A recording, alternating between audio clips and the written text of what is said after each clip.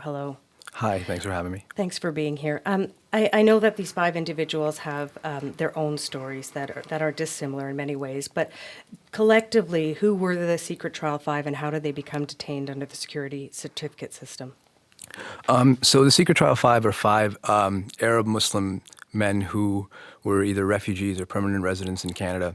A couple of them were actually arrested on terrorism-related charges, but it was actually before 9/11. So this process, the security certificate process, has existed since the late 70s, but around the time of 9/11, it was morphing into sort of an anti-terrorism tool.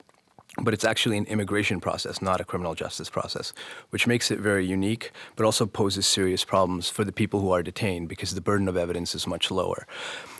So the goal of the government when it arrested these five men was to actually deport them out of Canada. But because Canada is a signatory to the UN Convention Against Torture, we're not supposed to be deporting people to places where they face a risk of torture. The men were actually stuck in a legal limbo. And as a result of that, ended up spending nearly 30 years in jail combined without any charges. Okay, and all of these men, these five, they maintain their innocence. Absolutely, every single one of them has. Two of them have already won their cases. The three remaining cases are under a very mild form of house arrest, which started off as a very strict form of house arrest, the strictest in Canadian history, in fact. Okay, you talked a little bit about what security certificates allow the government to do that they can't do normally, but essentially, you get locked up based on evidence that you have never seen. That's right. Not only do you not get to see it, your lawyer doesn't get to see it either. Okay. So, given that, how do you challenge, or how do these men go about challenging these certificates? Well, as you can imagine, it's not easy. And so this process has been challenged constitutionally multiple times. And in 2007, Adil Sharkawi from Montreal was able to successfully challenge them at the Supreme Court of Canada. Supreme Court declared them unconstitutional at that point. The government amended the law about a year later to include a special lawyer known as a special advocate who was allowed to see the secret evidence. The problem with the special advocate provision is that it didn't allow that lawyer to communicate with the accused. So once they saw that secret evidence, they couldn't actually talk to the person they were representing. So as far as the subjects were concerned, there wasn't any more clarity. It was still they were still completely in the dark. So that process was recently held up as constitutional by the Supreme Court earlier this year. Okay. When did you get involved in this story? I actually made a short film about one of the families as my graduating piece from York University. So it was about 2007, and I heard this crazy story about a young boy who was asked to translate for his father, who didn't speak English very well, while government agents interrogated him in their home. And I thought that idea of using a 12-year-old boy to sort of interrogate a father was quite interesting, quite horrific, but also artistically I found that was quite fascinating. So I actually tracked the young boy down. His name was Ahmed Jabala. He appears in the film, in The Secret Trial 5. And I asked him permission to make a short film about that night, and I asked him exactly how it went. And he told me this crazy story about how CSIS agents sort of tried to recruit his father to spy on people at his mosque and did a couple of other things. And his father refused. 6 months later or so, he was arrested under a security certificate, but never charged. And at that point, we were having that conversation. His father had been detained for 7 years without charge. And what the government agents didn't know is that the young boy had actually hidden a tape recorder and recorded the entire conversation. So Mr. Jabala, the father in this case, is actually the only person in Canadian history to be held on 3 security certificates because he won that first case because of that tape. He was later rearrested on a reinterpretation of the same evidence. So there's no double jeopardy in these cases. You can win and they can just rearrest you. Okay, so you go about, after doing that film, you get in contact with these other 4 men and their families. How difficult was it to persuade them to be in your doc? It was extremely difficult. It was probably the toughest thing about the film, apart from the financing of it. I mean, that's a story that we've all heard quite regularly. Documentary funding is drying up in Canada. So apart from that, the most difficult part was access and earning trust. As you can imagine, these are not families that trust people very easily. But also, they've been in the spotlight quite a bit. They've been in front of the cameras quite a bit. Their stories have been well documented by the news media. It hasn't really helped them. It hasn't really gotten that human story across. So making another film, it took a lot for them to trust me and believe that A, I was going to treat their story properly, but B, that it would actually be valuable for them to share their stories. So you had close access to four men at the heart of the story and their families, as you say in this film. Talk to me about what effect the imprisonment had on them, both within their homes but also in jail. Well, so because these men were not charged with crimes, because they weren't convicted of crimes, they weren't normal prisoners. And what I mean by that is, when you're convicted of a crime, there's a rehabilitation mandate for the government, right? There's classes you can take, there's activities you can participate in. These men weren't allowed to do any of that because, they weren't convicted. They were still living with convicted criminals in, very tough prisons like the Metro West Detention Center.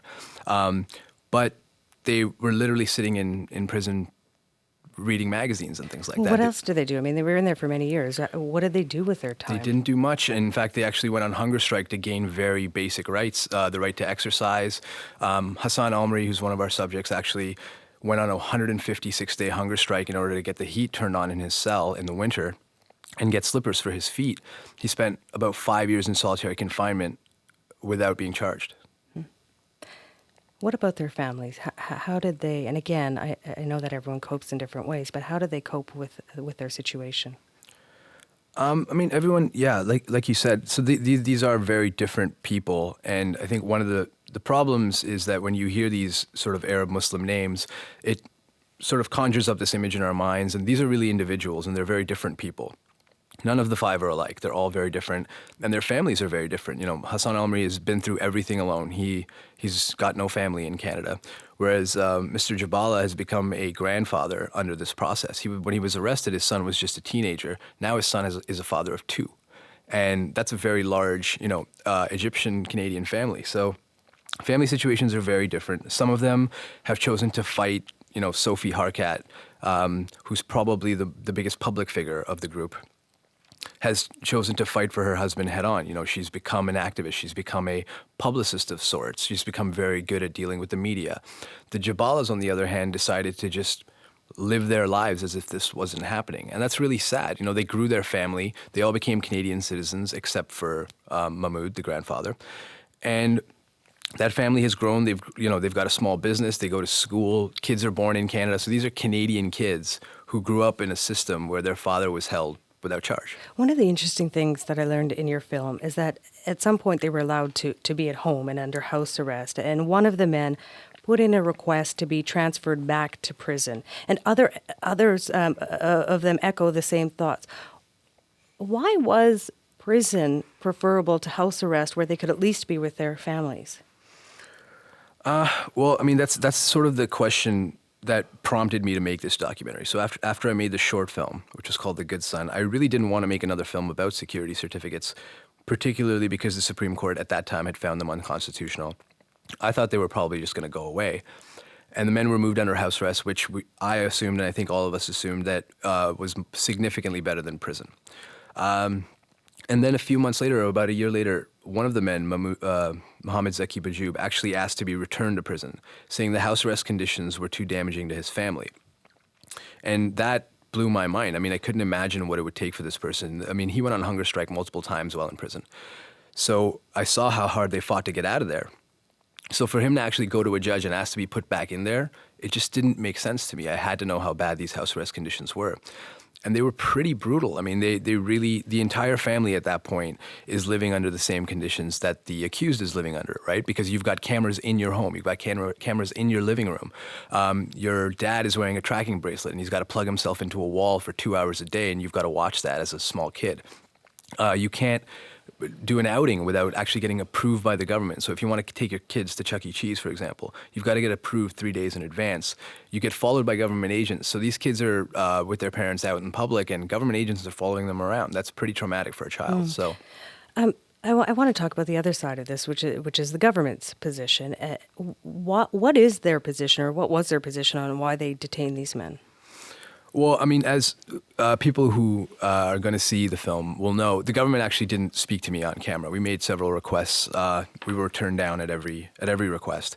The government's position generally is that they're not trying to detain these men indefinitely. Their goal is not to have these men in prison. Their goal is to deport these men. And they're not allowed to do that because of our obligations as a country that does not deport people to torture. So their hands are tied. That's sort of their stance on it. They told every one of these men that they could walk free if they decided to go back to their home countries. Now, that's a lot easier said than done when you're an accused terrorist being sent back to Syria. Also, you've got kids who are born here. Mohammed Harkat's married to a French-Canadian woman. They're not going to make that choice. You have a life here. Absolutely. And I think this idea that deportation is a remedy for terrorism is something we really need to question. I mean, if these guys are indeed terrorists, how does letting them go free in another country really serve international security? That's a question that I haven't been able to answer so far. This has been unfolding, as you established, since before September 11th, so for many years now. What is the status of this secret trial 5 now? So Adil Sharkawi from Montreal and Hassan Amri in Toronto have won their cases.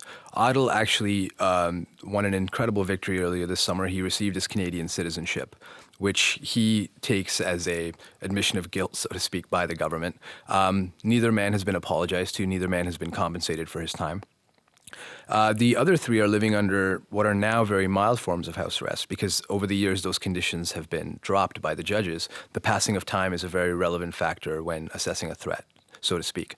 So, a lot of Canadians living in Toronto, Ottawa, Montreal probably have seen these, you may have seen these families around and had no idea this was going on because from the outside, and that's something we really wanted to get across in the film, they appear to be living very normal lives, but they still haven't won their cases. It's still technically going on for 3 of them. And how are they doing? I think they're all struggling in different ways. I think, for the kids in the Jabala family, they seem fine, but that's really sad considering that they seem fine living under these conditions, right? I mean, they grew up under these conditions. A couple of them were born after their father was taken away, so, or at least after their father was put in jail. So it's kind of interesting to see how young people growing up within the system adapt. But for people like Sophie and Mo Harkat, for example, Sophie was a born Canadian. She grew up here. She's a Caucasian woman. She is, absolutely. And I believe she was born in Cornwall, Ontario. For her, this is mind-blowingly devastating. I mean, her government has taken her husband away. She doesn't know why. She's not being told the evidence. They're being given a lot of big accusations, big terrorist, buzzwords around terrorism. But it's been 12 years. They still don't have any answers. In fact, sorry, if I could say this, when the Harkats went to the Supreme Court earlier this year, the Supreme Court itself went into a secret hearing the second day of the hearing. So if you're Mo and Sophie Harkat, you wait 12 years to get to the Supreme Court. The court goes behind closed doors. Neither you nor your lawyer can be back there. And they come out and say that you're guilty. At least to say that the process is fair. So for Sophie and Mo, there hasn't been any justice yet. And that's quite devastating for them. As you know, last week in Ottawa and Quebec, 2 soldiers lost their lives. And again, matters of national security are again firmly not only in the headlines, but in Parliament now, talking about what may be in our futures as Canadians. With that backdrop in mind, Amar, what are you hoping people, Canadians and beyond, will take away from your film? Well, I mean, I hope the film can be a part of the dialogue that we're having as a country right now. I think that I've been hearing a lot of good things about civil liberties being at the forefront of these new measures and some of the new laws that we're going to be enacting.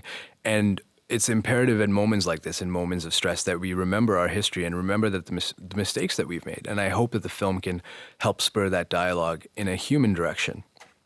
The other thing is that, the attacks in Canada recently sort of prove what CSIS has kind of known for a while, which is that statistically, radicalization and terrorism happens to citizens and non-citizens alike. In fact, it's much more likely to happen to a citizen. Citizens are much more likely statistically to become terrorists.